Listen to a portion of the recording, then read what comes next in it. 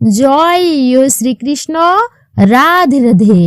নমস্কার, সবাইকে সুস্বাগত জানাই বৈদিক ধর্ম তথা সনাতন ধর্মীয় তথ্যমূলক চ্যানেলে। 19শে মার্চ বৃহস্পতিবার দিন বাংলা বর্ষপঞ্জিকার সবশেষ অমাবস্যা তিথিতে পারলে আপনারা গোপনে রাত্রিতে বা সন্ধ্যাবেলায় পুড়িয়ে দিন এই একটি বিশেষ জিনিস। আপনার জীবনের সমস্ত বাধা বিপত্তি ও গৃহের সমস্ত বাস্তু দোষ অশুভ শক্তি দূরীভূত হবে। মা কালীর আশীর্বাদে আপনার পরিবার ভরে উঠবে সুখ শান্তি আর সমৃদ্ধিতে। নতুন বছর অত্যন্তই ভালোভাবে পার হবে আপনাদের। নমস্কার, সবাইকে সুস্বাগত জানাই আমাদের বৈদিক ধর্ম তথা সনাতন ধর্মীয় তথ্যমূলক চ্যানেলে। আশা করছি সকলেই ঈশ্বরের আশীর্বাদে প্রত্যেকেই ভালো আছেন, সুস্থ আছেন। চৈত্র মাস চলছে। চৈত্র মাসের এই অমাবস্যা তিথিটি হচ্ছে বছরের সর্বশেষ অমাবস্যা তিথি এবং যে কোনো উপায় বা টোটকা করবার জন্য এই দিনটি কিন্তু অত্যন্তই ভালো। অমাবস্যার দিন বিশেষ করে, কারণ সামনেই আসতে চলেছে নতুন বছর। নতুন বছরে আমাদের প্রত্যেকের যেন শরীর স্বাস্থ্য ভালো থাকে, আয় উন্নতি বৃদ্ধি পায়, পরিবারের সমস্ত বাধা বিপত্তি মুক্ত হয়। তার জন্য চৈত্র মাসের অমাবস্যা তিথিতে এই উপায়টি করা অত্যন্তই ভালো এবং ফলপ্রদায়ী। আমাদের আজকের এই ভিডিওটি খুবই গুরুত্বপূর্ণ হতে চলেছে। ভিডিওটি আপনারা একদমই স্কিপ না করে সম্পূর্ণই আপনারা দেখুন। দেখার পর যদি ভালো লেগে থাকে অবশ্যই ভিডিওতে একটি লাইক করবেন আপনি এবং কমেন্টে জয় মা কালিকার জয়, জয় মা কালী অথবা আপনার আরাধ্য দেবদেবী বা গুরুদেবের নামটি একটি বারের জন্য হলেও লিখে জানাবার জন্য বিশেষভাবে অনুরোধ জানাচ্ছি। ভিডিওটি যদি আপনার ভালো লেগে থাকে তাহলে অবশ্যই নিকট আত্মীয় স্বজন, বন্ধু বান্ধব এবং আপনার আপনজনদের কাছে অবশ্যই ভিডিওটি শেয়ার করে দেবেন যাতে তারাও উপকৃত হয়। আজকের ভিডিওতে আমি আপনাদের সাথে আলোচনা করব বা শেয়ার করব চৈত্র অমাবস্যা তিথিটি কখন থেকে কখন শুরু হচ্ছে এবং কখন সমাপ্ত হবে এবং এই একটি বিশেষ উপায়টি আপনারা কিভাবে করবেন এবং কি কি সতর্কতা অবশ্যই অবলম্বন করতে হবে। আসুন আমরা মূল পর্বে প্রবেশ করি। চৈত্র অমাবস্যা পড়েছে 19শে মার্চ 2026 এই বছর বৃহস্পতিবার দিন। অমাবস্যা তিথি লাগছে মানে শুরু হচ্ছে বুধবার সকাল 7:48 থেকে এবং অমাবস্যা তিথি থাকবে বৃহস্পতিবার সকাল 6:58 পর্যন্ত। পঞ্জিকা অনুসারে অমাবস্যার নিশি পালন করা হবে বুধবার এবং অমাবস্যার ব্রত উপবাস করা হবে বৃহস্পতিবার দিন। আমাদের মধ্যে প্রায়ই প্রত্যেকে আছেন যারা নিত্য পূজা অর্চনা করে থাকি। সকাল এবং সন্ধ্যাবেলায় ঈশ্বরের নাম কীর্তন করে থাকি আমরা, কিন্তু তা সত্ত্বেও জীবনে নানা প্রকার দুর্ভোগ ও দুর্যোগ লেগেই আছে। আমাদের মনোবাসনা কোনোভাবেই পূরণ হয় না। বিশেষ করে আমাদের জীবনে উন্নতি, অগ্রগতি এবং অর্থ আসার পথে বারবার বাধা তৈরি হয়। এর একমাত্র কারণ হচ্ছে ঘরের বাস্তু দোষ, অর্থাৎ ঘরে বাস্তুর সমস্যা। আপনি যতই পূজা পাঠ পূজা অর্চনা করেই নিন না কেন, আপনার যদি ঘরের বাস্তু সঠিক না থাকে, ঘরের যদি বাস্তু দোষ থাকে ঘরেতে এবং আপনার উপর যদি গ্রহ দোষ থাকে, কারোর নজর আপনার উপর লেগেই থাকে, তাহলে কিন্তু আপনার জীবনে কোনোভাবেই উন্নতি আসবে না। জীবনে ভালো কিছু করতে পারবেন না, প্রচুর পরিমাণে বাধা আসবে। সমস্ত কিছুই আপনার পেছনের দিকেই টানবে, সামনে আগতে দেবে না, পিছু টানবে, আপনার সমস্ত কাজ নষ্ট করে দিবে। কখনো আপনি কাজে সফলতা অর্জন করতে পারবেন না। আমাদের সবার আগে উচিত ঘরের বাস্তু সঠিক করা, বাস্তু দোষটিকে ঘর থেকে দূরে সরানো। অমাবস্যার দিন অবশ্যই সঠিকভাবে আপনারা এই কাজটি যদি করতে পারেন এই বিশেষ জিনিসটি পোড়াতে পারেন এবং পোড়ানোর পর সেই ধোঁয়াটা তৈরি করে সেটি যদি আপনার সমস্ত ঘরে আপনি ছড়িয়ে দিতে পারেন সেই ধোঁয়া, তাহলে আপনার বাড়ির মধ্যেই একদমই সঠিক হয়ে যাবে বাড়ির বাস্তু দোষ। বাড়িতে কখনোই আর দোষের প্রভাব থাকবে না এবং যে বাড়ির বাস্তু ঠিক থাকে সেই বাড়িতে রোগ দুর্ভোগ থাকে না। নয়তো বা দেখা যায় যে আজকালকার দিনে সারা বছর মানুষ কিছু না কিছু অসুখ বিসুখেই ভুগছে, ডাক্তারের পেছনে প্রচুর অর্থ ব্যয় হচ্ছে। কিন্তু এটা কি ভাবেন যে ঘরের বাস্তুটা যদি ঠিক করা যায় তাহলে হয়তো এর রোগ জ্বালা যন্ত্রণা থেকেও মুক্তি মিলবে? আপনি নিজে একবার বিচার বিবেচনা করেই দেখুন। আর আজকের এই ভিডিওতে আমি এমন একটি উপায়ের কথা আপনাদেরকে জানাবো, সেটি আপনারা খালি সঠিকভাবেই করবেন। আপনাদের এই উপায়টির জন্য একটুকু টাকা পয়সা খরচা হবে না, এমনকি খুব বেশি সময়েরও প্রয়োজন হবে না। খুব সহজে এবং খুব ফলপ্রদায়ী এই উপায়টি একটি পরীক্ষিত একটি বিশেষ উপায়, তাই এটি আপনারা অবশ্যই করতে পারেন। এর জন্য কিছুই লাগবে না, এমন একটি জিনিস লাগবে যেটা আমাদের প্রায়ই প্রত্যেকের ঘরেই কিন্তু মজুদ আছে, বাইরে থেকে আনার প্রয়োজন নেই। এবং এই জিনিসটি আমরা প্রায়ই প্রতিদিন রান্নায় ব্যবহার করে থাকি। আমরা রান্নার কাজে তো তেজপাতা প্রত্যেকেই ব্যবহার করি, কিন্তু অনেকেই হয়তো জানি না যে এর মধ্যে এমন গুণ শক্তি আছে যা ঘরের বাস্তু দোষকে দূরে সরাতে সাহায্য করে। তেজপাতার মধ্যে এমন পজিটিভ এনার্জি আছে, সেটি পোড়ালে যে ধোঁয়া তৈরি হয় সেই ধোঁয়া আপনার বাতাবরণকে শুদ্ধ করে, ঘরকে শুদ্ধ করে, ঘর থেকে নেতিবাচকতা দূরে সরায়।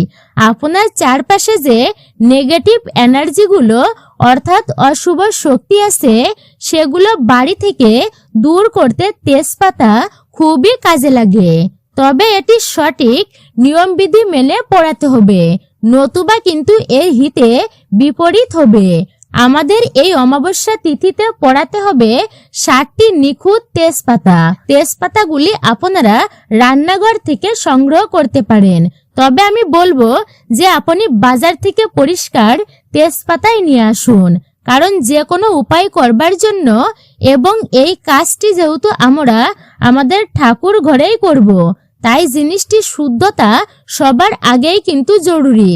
রান্নাঘরে যে তেজপাতা মজুদ আছে সেটি নানান রকম কাজে আপনারা ঠেকা ছোঁয়া লেগেই যেতে পারে আপনার। তাই আমি বলবো আপনি দোকান থেকে অর্থাৎ বাজার থেকে তেজপাতা কিনে আনুন, তাতে বেশি ফল পাওয়া যাবে। বাজার থেকে 1 প্যাকেট তেজপাতা নিয়ে এসে সেখান থেকে গুনে গুনে 60টা তেজপাতা নেবেন, নিখুঁত তেজপাতা। তারপর সেই 60টি নিখুঁত তেজপাতা আপনি এই অমাবস্যা তিথিতে সকালবেলায় যখন পূজা দিতে যাবেন, ঠাকুরের একটি পাত্রে রেখে সামান্য গঙ্গাজল ছিটিয়ে নেবেন তাতে, যাতে সেটি শুদ্ধ হয়ে যায়। কারণ বাইরে থেকে যখন কোনো জিনিস নিয়ে আসা হয় তার মধ্যে বহু মানুষের হাত পড়ে, ঠেকা ছোঁয়া পড়ে, তাই জিনিসটি গঙ্গাজল দিয়ে সামান্য শুদ্ধ করেই নেবেন। আপনি মা কালীর চরণের কাছেই রেখে দেবেন।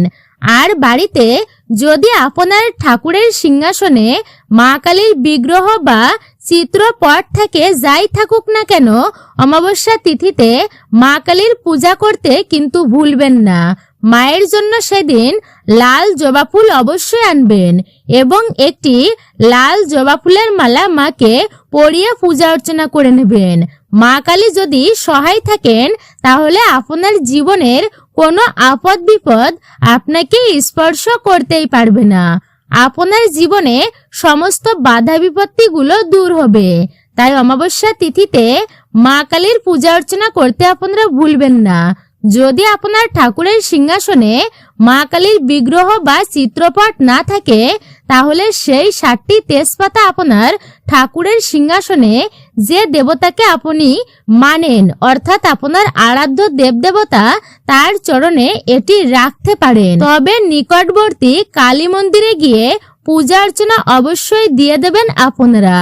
আপনি সাধ্যমতো নৈবেদ্য সাজিয়ে দেবেন মা কালীর সামনে এবং প্রদীপ ধূপকাঠি জ্বালিয়ে নিয়ে মায়ের পূজা অর্চনা করে নেবেন এবং তারপর আপনি ঠাকুর ঘর পরিত্যাগ করে আসবেন এবং মায়ের চরণের কাছে সেই 7টি নিখুঁত তেজপাতা আপনারা রেখেই দেবেন ওইভাবে।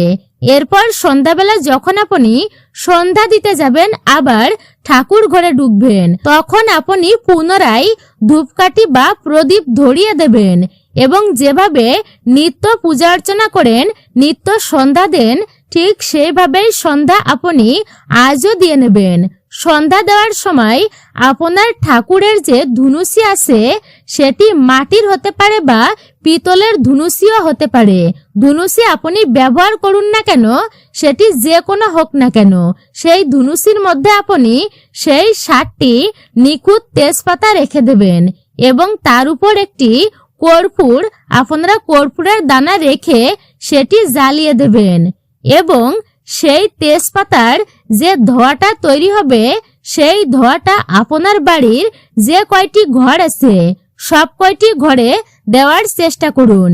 প্রথমে আপনি ঠাকুর ঘরে ধুনুচি ধরাবেন এবং সেখানে ঠাকুর ঘরের সিংহাসনে আরতি করে নেবেন এবং তারপর আপনি ঠাকুর ঘর থেকে বেরিয়ে আপনার বাড়ির মূল দরজা থেকে পূর্ব দিক থেকে শুরু করে পশ্চিম দিক, মানে আপনার বাড়ির যে কয়টি ঘর আছে বা কক্ষ আছে তার মধ্যে পূর্ব দিক থেকে শুরু করে আপনি পশ্চিম দিকে যে কয়টি ঘর আছে পরপর আপনি সেই ধুনুচিটা সেইভাবেই ঘোরাবেন। এমন ভাবে ঘোরাবেন যেন প্রত্যেকটি ঘরে সেই তেজপাতার ধোঁয়াটা পৌঁছায়। যখন আপনারা এই কাজটি করবেন তখন আপনার বাড়ির সদর দরজায় আপনার বাড়ির বা জানলা আছে যেগুলি, সেই সমস্ত কিছুই কিন্তু বন্ধ রাখবেন, দরজা জানলা, যেন ধোঁয়াটি ঘরের প্রত্যেক কোণায় কোণায় যেতে পারে, যেন বের না হয়ে যায় ঘর থেকে। তাই আপনারা এভাবে 15 মিনিট পরে আপনি যখন দেখবেন তেজপাতাগুলি পুড়ে একদম স্থায়ী হয়ে গেছে এবং কোনো কিছু আর অবশিষ্ট নেই সেই তেজপাতার এবং ধোঁয়া আপনি আর চোখে দেখতে পাচ্ছেন না, তখন আপনি প্রথমেই বাড়ির সদর দরজাগুলো খুলে নেবেন এবং তারপর আপনার জানলাগুলিও খুলে দেবেন, আপনার বাড়ির জানালাগুলি। তারপর এই যে প্রক্রিয়াটি করলে আপনার ঘরের যে যা যা বাস্তু দোষ আছে সেই ধোঁয়া শুদ্ধ করে এবং তারপর যখন আপনি দরজা জানলা খুলে দেবেন তখন সেখান দিয়ে বেরিয়ে যাবেন। এটি আপনারা করতে পারেন এই অমাবস্যা তিথি থেকে শুরু করে প্রত্যেক শনিবার এবং মঙ্গলবার, সপ্তাহে 2 দিন ধরে আপনি 1 মাস করুন। আপনি অন্তত ভালো পরিমাণ ফলাফলই পাবেন। আপনি দেখবেন বাড়ির পরিবেশ অত্যন্তই ভালো হচ্ছে, ধীরে ধীরে পরিবারের সদস্যদের মধ্যে সুসম্পর্ক তৈরি হচ্ছে। এগুলি একদমই ঝগড়া ঝামেলা অশান্তি তা ধীরে ধীরে কমে যাচ্ছে এবং আপনার জীবনের উন্নতির পথে বাধা বিপত্তিগুলো কমেছে। আপনার উপর যদি কারোর নজর দোষ লেগে থাকে তাহলে এই 7টি তেজপাতা আপনি আপনার মাথার উপর ক্লকওয়াইজ 3 বার ঘুরিয়ে তারপর পোড়াতে পারেন। এতে যদি আপনার উপর কোনো নজর দোষ কুপ্রভাব থাকে সেটিও ধীরে ধীরেই কেটে যাবে। যদি আপনার নজর দোষ লেগে না থাকে, আপনি খারাপ কিছু অনুভব করছেন না আপনার শরীরের ভিতর, তাহলে কিন্তু এই উপায়টি করার প্রয়োজন নেই। তাহলে শুধুমাত্র ঘরের বাস্তুদোষ আপনি এভাবেই দূর করতে পারেন। তবে এই উপায়টি করার সাথে সাথে কিছু কিছু সাবধানতা সতর্কতা অবশ্যই অবলম্বন করতে হবে।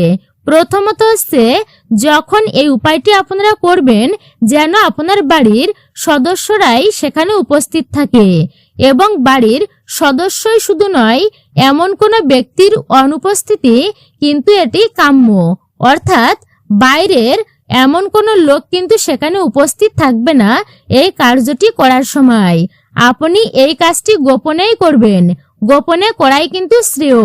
দ্বিতীয়ত হচ্ছে, আপনারা যেই দিন এই কাজটি করবেন সেই দিন কিন্তু অবশ্যই নিরামিষ আহার গ্রহণ করবেন, অমাবস্যা তিথিতে খাদ্য খাবারেরও নিয়মবিধি রয়েছে বিশেষ করে। এর পরবর্তী হচ্ছে আপনি বিশেষ করে এই তেজপাতা নিয়ে।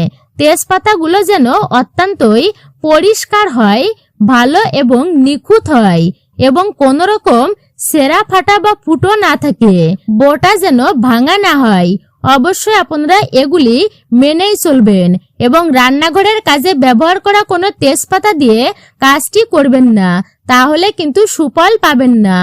আশা করছি আজকের ভিডিওটি আপনাদের খুবই ভালো লেগেছে এবং একটু হলেও আপনি উপকৃত ও সমৃদ্ধ হয়েছেন।